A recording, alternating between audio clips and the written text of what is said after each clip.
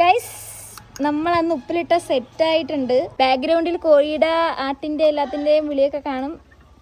ഞാൻ പുറത്തിരുന്നാണ് ഗൈസ് കഴിക്കുന്നത്. നമുക്ക് തുറക്കാം.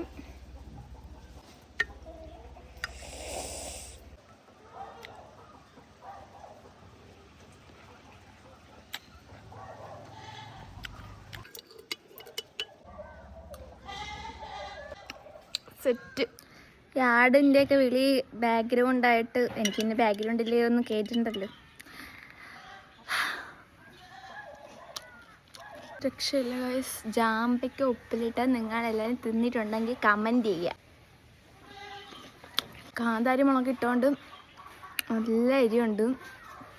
കാന്താരിയുടെ ഉപ്പിലിട്ടതിൻ്റെ വേറൊരു ടേസ്റ്റാണ്. കാന്താരിയുടെ ആ ഒരു ഫ്ലേവർ, ആ ഒരു ഇത് നോക്ക് ഗൈസ്. കളറ് നല്ല ഡാർക്ക് കളറായിരുന്നു. അത് ആ കളറാണ് ഈ പിങ്ക് കളറായത്, വെള്ളം. ഇത്രയും കൂടെ ഒരുമിച്ച് തിന്നാം.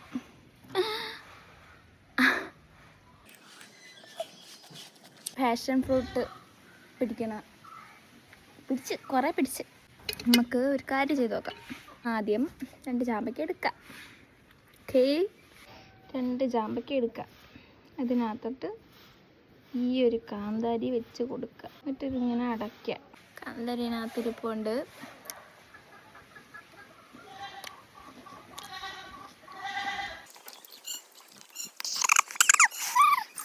അത് തന്നെ ആയിപ്പോയി.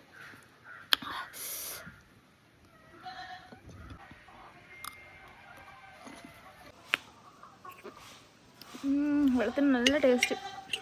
ഇത് പഴങ്കഞ്ഞിയിലൊക്കെ ഒഴിച്ച് കുടിക്കണം, അല്ലെങ്കിൽ കഞ്ഞിവെള്ളത്തിൽ ഒഴിച്ച് കുടിക്കണം. കഞ്ഞിവെള്ളത്തിൽ പൊളി. നമ്മളെ വീട്ടിലെ തെങ്ങുകളാണ് ഗൈസ്. ഇതിനകത്ത് 2-3 തേങ്ങയുണ്ട്. ഇതിനകത്തും ഉണ്ട്. ഇതിനകത്ത് 2 മണ്ട പോയി. അമ്മ ചാമ്പയ്ക്കാണോ? വേണ്ടേ? നല്ല ആംബിയൻസിൽ നേച്ചറിൽ നമ്മൾ ഇനി അവിടെ പോയി കഴിക്കാനാണ് ഞാൻ ഉദ്ദേശിച്ചത്. ഭാഗ്യത്തിന് കോഴികളൊന്നും പോകുന്നില്ല.